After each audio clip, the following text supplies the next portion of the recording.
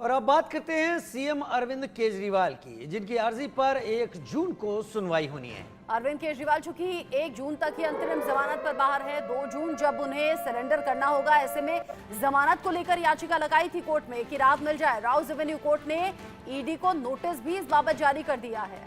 Rouse Avenue court ने ED से जवाब मांगा है। 1 जून की तारीख तय की गई और 1 जून तक ही अरविंद केजरीवाल जमानत पर है। अंतरिम जमानत पर सुप्रीम कोर्ट द्वारा दी गई 2 जून को उन्हें वापस तिहाड़ जेल में सरेंडर करना होगा, लेकिन इससे पहले ईडी को नोटिस जारी कर दिया गया है। इससे पहले अरविंद केजरीवाल की तरफ से कोशिश थी सुप्रीम कोर्ट से राहत मिलने की, क्योंकि सुप्रीम कोर्ट से ही अंतरिम जमानत पर उन्हें बाहर छोड़ा गया, यानी कि 1 जून तक की अंतरिम जमानत मिली। उसके बाद उन्होंने सुप्रीम कोर्ट से 7 दिन की ये जमानत एक्सटेंड करने के लिए याचिका लगाई।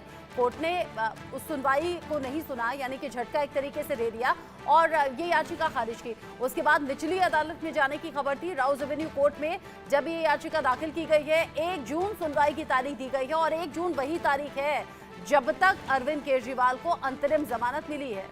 बड़ी खबर जहां तक अरविंद केजरीवाल की बात है, अरविंद केजरीवाल जो कि आम आदमी पार्टी के संयोजक और दिल्ली के मुख्यमंत्री, हमारे साथ हमारे लीगल एडिटर आशीष सिन्हा भी इस वक्त ज्यादा जानकारी के साथ जुड़ रहे हैं।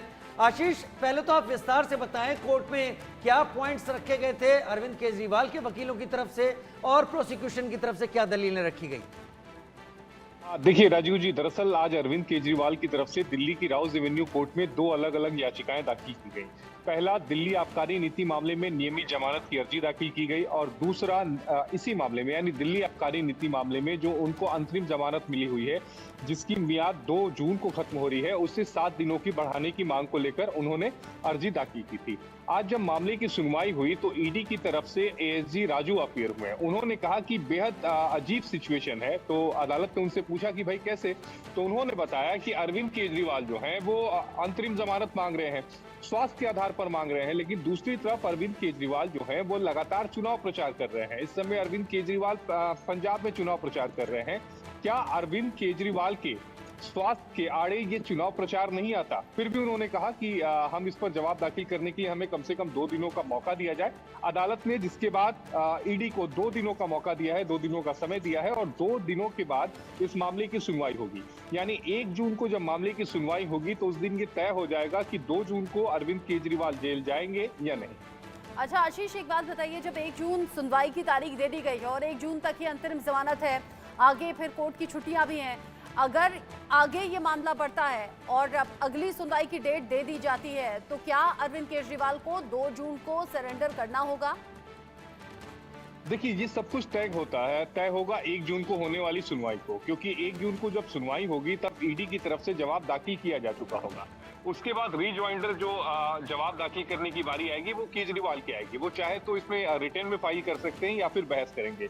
जहां तक मुझे उम्मीद है कि उसी दिन वो अपनी जवाब पर रिटर्न में बहस करना चाहेंगे और उसमें एक लंबी बहस चलेगी, क्योंकि बात यहाँ इंटरिम बेल की है। रेगुलर बेल तो मान लीजिए नोटिस हो गया, उस पर जवाब दाखिल करेंगे, उस पर सुनवाई तो लंबी चलेगी, लेकिन इंटरिम बेल पर सुनवाई जल्दी निपटेगी और मुझे लगता है कि 1 तारीख को ही ये निपट जानी चाहिए।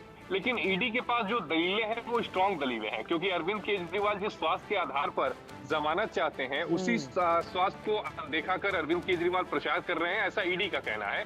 ईडी ये भी कह रही है कि इस समय अरविंद केजरीवाल पंजाब में है, वो चाहे तो अपना मेडिकल चेकअप करा सकते थे, लेकिन उन्होंने ऐसा नहीं किया और आखिरी मोमेंट में जब अरविंद केजरीवाल को सरेंडर करना है, यानी आज से 3 दिनों के बाद, तो अरविंद केजरीवाल यहां पर अंतरिम जमानत की अर्जी लेकर आ गए। ऐसे में अरविंद केजरीवाल की इस याचिका को फाइल करने के पीछे की जो मंशा है वो साफ नजर आ रही है।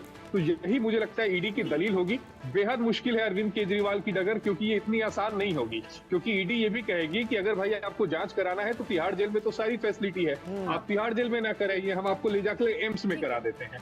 तो ये इतना आसान राह नहीं है, मुझे नहीं लगता कि इतनी आसानी से भी है। पहले सुप्रीम कोर्ट, फिर अब राउज एवेन्यू कोर्ट में अर्जी लगाई गई है। शुक्रिया आशीष आपका ये सभी अपडेट्स हमारे दर्शकों तक पहुंचाने के लिए।